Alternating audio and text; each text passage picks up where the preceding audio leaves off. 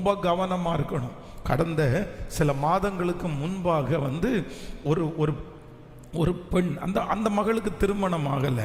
ஆனால் ஒரு பையனுடைய ஃபோட்டோவை வச்சுட்டு இவங்களை கல்யாணம் பண்ணுறதுக்காக ஒரு புரோக்கர் மாதிரி ஒருத்தர் மூலமாக பேச்சுவார்த்தை இந்த ஃபோட்டோ வந்துச்சு. ஃபோட்டோவில் பார்த்தா அந்த பையன் ரொம்ப நல்லா இருக்கிறான். அந்த பையனுடைய சேலரி கிட்டத்தட்ட 3.5 லட்சம் ரூபாய் சேலரி அந்த மாதிரிலாம் போட்டிருக்குது. எனக்கும் பார்த்த உடனே அந்த பையனை ரொம்ப பிடிச்சிருச்சு. என்கிட்ட தான் ஃபோட்டோ காமிச்சாங்க. நல்லா இருக்கிறான், நீங்கள் வேணால் விசாரிங்க, நீங்கள் பாருங்கள், எந்த சர்ச்சுக்கு போகிறாருன்னு விசாரிங்க, அவனுடைய பாஸ்டர் யாருன்னு விசாரிங்க. அப்படி விசாரித்து நீங்கள் நம்பர் கொடுத்தீங்கன்னா நான் கூட அந்த பாஸ்டருக்கு ஃபோன் பண்ணி நான் கேட்குறேன் அப்படின்னு சொல்கிறான். சொன்ன அடுத்த வாரத்தில் அவங்க சொல்கிறாங்க, பாஸ்டர் அவங்க எங்களை ரொம்ப அவசரப்படுத்துகிறாங்க, உடனே கல்யாணம் பண்ணணும். அவங்க அண்ணா ஒருத்தர் ஃபாரின் போகிறாரு, 15 நாள் தான் அவருக்கு லீவ் இருக்குது. அந்த 15 நாளைக்குள்ள பொண்ணு பார்த்து நிச்சயதார்த்தம் பண்ணி 15 டேஸுக்குள்ள திருமணம் பண்ணணும். அப்போ எங்கிட்ட எதுக்கு வந்திருக்கீங்கன்னு கேட்டால் டேட்டு கேட்கறதுக்காக வந்திருக்கிறோம் அப்படின்னாங்க. அப்போ நான் என்ன சொன்னேன் அப்படின்னு சொன்னால், உங்களுக்கு தெரிஞ்ச ஃபேமிலி, உங்களுடைய சொந்தக்கார ஃபேமிலி அப்படின்னு ஒருவேளை இருந்தால் கூட இந்த 15 நாளைக்குள்ள சரி நம்ம ஏற்கனவே தெரிஞ்ச ஃபேமிலி தானே, கல்யாணத்துக்கு நம்ம டேட்டு குடிக்கலாம். ஆனால் அவங்க யாருன்னு தெரியாது, அந்த பையனுடைய பின்னணி தெரியாது, குடும்பம் என்னன்னு தெரியாது, அவன் உண்மையாக அந்த இடத்துல தான் வேலை பார்க்குறான்னு தெரியாது. இப்படிப்பட்ட ஒரு பர்சனுக்கு நம்ம இவ்வளவு அவசரமாக நம்ம அந்த காரியத்தை செய்ய முடியாது. கண்டிப்பாக நம்ம டைம் எடுக்கணும், விசாரிக்கணும். ஆனால் அவங்க டார்ச்சர் பண்ணாங்க பாருங்க. அந்த பையனை திருமணம் பண்ணுறதுக்கு இல்லை, நாங்கள் இதுக்கு வேண்டான்னு சொல்லிடுவோம், நோன்னு சொல்லிடுவோம். அப்போ எங்கிட்ட கேட்குறாங்க, பாஸ்டர் இந்த மாதிரி அப்படின்னா வேண்டான்னு சொல்கிறாங்க, நாங்கள் இப்போ ஏற்கனவே இந்த பிள்ளைக்கு ரொம்ப லேட் மேரேஜ், திரும்பவும் ஒருவேளை நின்றுமோன்னு எனக்கு பயமாக இருக்குது. நான் என்ன சொல்கிறேன் அப்படின்னா, இவ்வளவு லேட் ஆச்சு இல்லை சிஸ்டர், அவர் நமக்கு நடத்துவார்.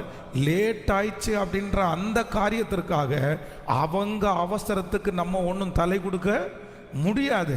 அதனால நீங்கள் ஒரே அடியாக கன்ஃபார்மாக அவசரமாக பண்ணுறதா இருந்தால் வேண்டான்னு சொல்லிடுங்க அப்படின்னு சொன்ன உடனே தயக்கத்தோடு தான் அவங்க சொன்னாங்க.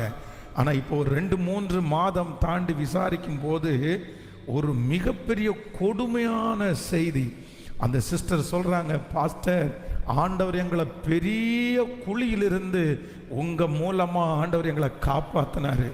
நான் இந்த மாதிரி என் பிள்ளைக்கு இது வேண்டான்னு சொல்லும்போது எங்கள் சொந்தக்காரங்க ஒருத்தர் சொன்னாங்க, நீ எத்தனை நாள் உன் பாஸ்டரை நம்பிட்டு இருப்ப, உன் பாஸ்டர் பாரு உன்னை குழிக்குள்ளே தள்ளுறானா இல்லையான்னு பாரு, அவன் சொல்கிற வார்த்தையை கீழ்ப்படிச்சு நீ நல்ல ஃபேமிலியை நீ தவற விடுறேன்னு சொல்லி என்னை திட்டுனாங்க.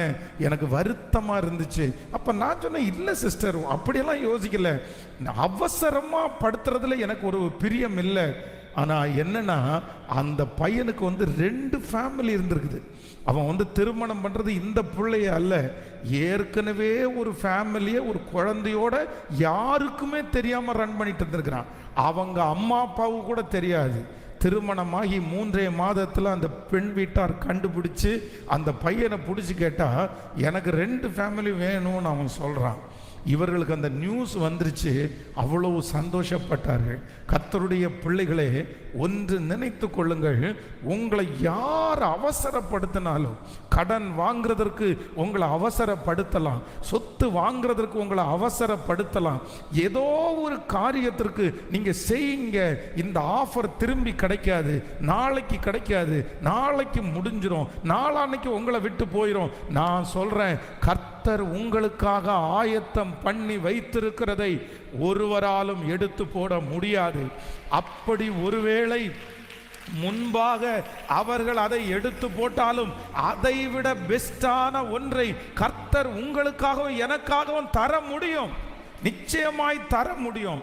ஆண்டவர் நமக்கு ஒரு வாய்ப்பை மட்டும் திறக்கிறவர் அல்ல, நமக்கு ஒரு வாய்ப்பை மட்டும் கொடுக்கிறவர் அல்ல. நமக்கு ஆண்டவர் வாய்ப்பை கொடுக்கணும்னா 1000 வாய்ப்புகளை நமக்காக உண்டு பண்ணுகிறதற்கு கர்த்தர் வல்லவராய் இருக்கிறார். அவர் வனாந்திரத்திலே வழியையும் அவாந்திர வழியிலே ஆறுகளையும் உண்டு பண்ணுகிறவர். ஸோ இன்றைக்கு நீங்க கொஞ்சம் நினைச்சு பாருங்க, நீங்க கொஞ்சம் நினைச்சு பாருங்க, திரும்பி பாருங்க. உங்க வாழ்க்கையில வந்து நீங்க அவசரத்துல எஸ் அப்படின்னு சொன்ன எத்தனை காரியம் உங்க வாழ்க்கையில வெற்றியா அமைஞ்சிருக்குது. நீங்க பாருங்க, அவசர